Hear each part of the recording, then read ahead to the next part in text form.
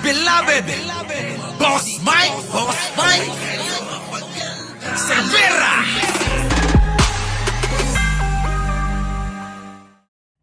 Eto na! Pakinggan naman natin mula sa bagong NBI Director kung ano ang masasabi niya kay Sara Duterte. Pakinggan ho natin. Pasok! Attorney Melvin, you wrote in your column that Vice President Sara is a Bratinella. Nako! Why did you say that? Well, yung Bratinella kasi, let me explain. Yung Bratinella, alam na natin, that's a millennial term. Millennial term yan, tsaka Gen Z. Diba no, Gen Z? Bambina, Bambina. Pakinggan natin mga kababayan ko. Bratinella daw si Sara Duterte. Alay, nako, Melvin Matibag marami kong, nako! Attorney Melvin, marami akong kwento sa'yo pag nagkita tayo. Ito na. Pag yung medyo may pagka-rebel ka or you want your, na everything that will happen your way. Kung hindi, you will have tantrums or magagalit ka, makipag-away ka. So that's exactly what's happening. Nako! True! Talagang yun ang nangyayari, mga kababayan, saktong-sakto. She is being asked to explain how do you use confidential. No, I don't want to answer. That's not related to the story. And she will start doing the name calling pagka hindi nangyari. Because she had her way during the 6 years term of his father. Yung gusto niya, it's really happening. Can you imagine? I mentioned earlier, she was able to maneuver to replace former Speaker Pantaleon Alvarez kung sino. True! Pinalit si Velasco. Sabi dito mga kababayan ni Ben Matibag, ni Melvin Matibag, mga kababayan ko kailangan daw mga kababayan si Sara masunod yung gusto niya. Hindi po pwedeng masuway. Kailangan pag gusto niya, dapat yun na masunod. Sabi ko sa inyo, si Sara Duterte, prinsesa ni, ewan ko ba? Hindi po pwede mga kababayan na hindi masunod yung gusto niya Kaya tignan nyo, nagwawala. Sabi ni Melvin Matibag ni Direktor ng NBI, sabi mga kababayan, Bratinella lahat ng gusto niya dapat matupad. Kailangan mangyari, ganun. Nako, matanday mo. May pang-boundary na ako sa aking ginagrab. May pang-boundary na ako. Ito na. Tuloy. Yung pinili niya, she was really the one who's been calling the congressman that we have to replace it. Kaya nga nung napalitan si Bebot noon, si PRRD had a statement, ingat kayo sa babae na yan, talagang kaya niya magpapalit ng speaker. Nakaw! So ibig sabihin na-influensya ni Sara kahit panong panahon ng tatay niya. Kung anong gusto niya, binibigay ng tatay niya. Grabe Michelle, Grabe, Grabe! Maring Gina, thank you naman sa pag-member mo ng 1 buwan. Grabe, Ang tindi ni Sara. Ayan, Itong nagsasalita ay dating gabinete nung tatay niya na si Digong. Nung panahon po ni Digong, gabinete ito ni Digong. Nakaw! Paano kung lalaki gusto niya? Malamang ibibigay din. Babae nga, binigay lalaki pa kaya? Parang si Digong nung panahon nila hari-harian. Mag-iimbita ng mga lalaki yan. Ang sino mang magugustuhan ng aking anak ay aking gagantimpalaan. Parang gano'n, nung kwento ng mga hari at saka mga prinsesa. Susan San Agustin. Ang sipag mo naman, Boss Mike, ang sarap mo.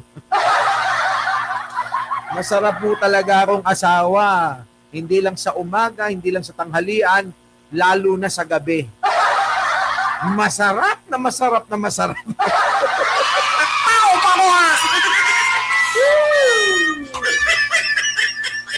Sarap-sarap. Wala nga, bawal na nga ang coffee. Ano ba?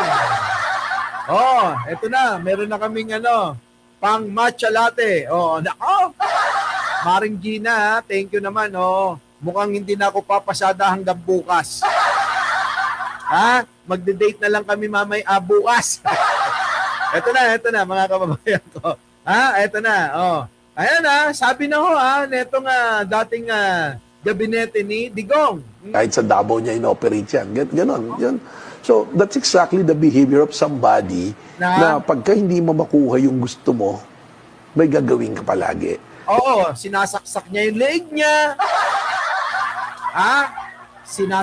Sinusuntok yung pader. Kaya tuloy nabalian ng siko. Nagwawala mga kababayan ko. Talagang paduduguin yung sarili. Parang sinasabi mga kababayan ko ni Sara Duterte kay tatay niya nga nakakulong, tay, ibigay mo lahat, kung hindi, sasaksakin ko ang leg ko. Sabi ni Digong, hindi ako naniniwalang kaya mo yan. Tinusok mga kababayan ko, ayun, nagkalamat dito sa leg. Nung nakita ni Digong na dumugo, naku, kaya talaga ng anak ko, sige na, okay na. Ayan mga kababayan ko ulitin ko. Si Melvin Matibag, yan po ang bagong NBI director. At siya yung nagkikwento kung anong klaseng ugali meron si Sara Duterte. Kung anong ugali ni Sara Duterte mga kababayan ko ay ipinapakita po. Dali lang. Ayan, ipinapakita po ni pinapatunayan ni Melvin. Okay na. Okay na. Hello, Mike Tess. Okay na ba? Hello, Mike Tess. Hello, Sara Baliw. Hello, Digong. Hello. Okay na. Ayan si Melvin na Matibag po nagsasabi na si Sara Duterte, kapag gusto niya, parang ganon. Kapag sinabing, eto gusto ko, dapat masunod. Kasi pag hindi nasunod, nakaw! Magwawala si Sara. Kita niyo yung ginawa? Nagmumura. PA ka! Ganon. Martin Romualdez, Lisa Marcos, Bongbong Marcos. Kasi hindi nasunod yung gusto. Kaya nagwawala si Sara Duterte nyo. Diana Acoba, live na live tayo di ba? Ganun thank you Maring Gina dito sa Matcha Latte for Ala ko naman para sa akin yan. Nasaan yung para sa akin, Maring Gina? Tuloy. Tapos ngayon, iba na yung sinasabi niya. Before, he was saying na ito yung unity, I'm campaigning, magkaibigan kami. Pero iba na ngayon. Sinasabi na niya ngayon, may issue ng pulburon. Ganyan ba? So, hindi maganda. So, that's what I'm saying. We don't protect a specific person. We protect the mandate. Correct. She enrolled to be the vice president of President Bongbong Marcos. Tama. And she knows very well that the term is 6 years. Oo nga. So dapat the entire 6 years, tumulong ka. And if you cannot accept it, it's okay probably to criticize, but you resort to name calling or coming out with fake videos just to accuse the president na involved siya sa illegal acts of the doing drugs.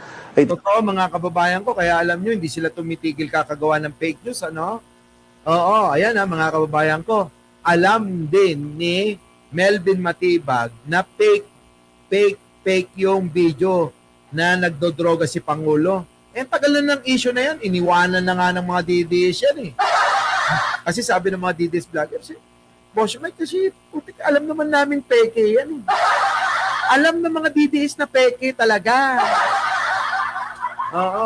Gatorade ka na lang Putik na yan, hot water na lang ordering ko, Maring Gina. Alam ng tao, alam ng sambayan ng Pilipino na yung mga pinapakita nila na paninira kay Pangulo, yung pong mga video-video na yan po ay mga peke. I think that is something that not sit well to anybody. So that is exactly the actions of somebody who is a bratinela. Yan. May commercial pa.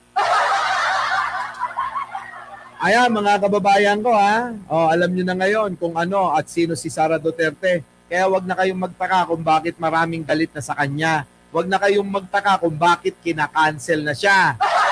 Wag na kayong magtaka kung hindi siya mananalo sa 2028 election. Alam nyo, tingin ko, hindi naman mananalo yun eh. Alam nyo, sa tingin ko, hindi tatakbo. Alam nyo, sa tingin ko, si Sara Duterte, malamang magpakamatay mag-isa eh. Sasaktan niya yung sarili niya, sasaksakin niya yung leg niya. Ganon. Oo, tingin ko. Pero inyo kapag hindi na susunod ang gusto, sinasaktan daw yung sarili. Nagwawala na parang galing at kalalabas lang daw sa mental eh. Our beloved Boss Mike Cervera.